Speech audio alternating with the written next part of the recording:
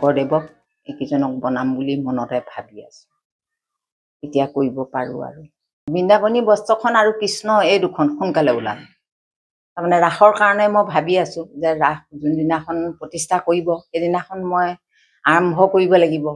আৰু ৰাস যেতিয়া ভাঙিব তেতিয়ালৈ মই কাটিব লাগিব। সেইখিনিত কিন্তু বেলেগ মোক ভগৱানে সাহস দিলে। ধুমধাম সেইখিনি বৃন্দাবনীখন কৰি পেলাই উলিয়াই দিলোঁ। আৰু সেইখিনি সময়ত চৰকাৰেও হাহাকাৰ কৰি আছিলে বৃন্দাবনীখনৰ লগত। নাই, মই মনতে ভাবি ল'লোঁ যে মই এইখিনি সময়ত মই কষ্ট কৰি হ'লেও সোনকালে মই উলিয়াম। কিন্তু গীতা ভাগৱতখনত সময় লাগিছে, বছৰ লাগিছে, 4-5 বছৰ লাগিছে নেকি।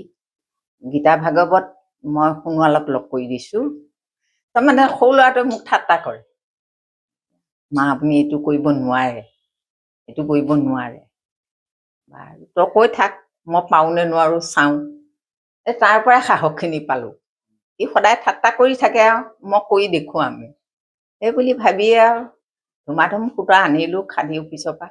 আনি বস্তু বনাই ঠিক কৰি ল'লোঁ আৰু উলিয়াই এৰিলোঁ আৰু। এতিয়া সি লাজ পালে, মই জিকি গ'লোঁ। এতিয়াও এইখিনি কৰিম বুলি ভাবি আছোঁ।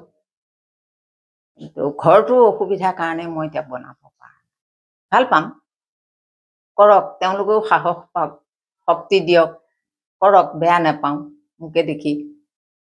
এইটোৱে ভাবোঁ আৰু ভগৱানক বহুত স্তুতি কৰি থাকোঁ এইখিনি কাম কৰিবৰ বাবে। মোক সাহস দিয়ক, শক্তি দিয়ক, এতিয়া মই এইখিনি কৰি পেলাই আগুৱাই যাব পাৰিম।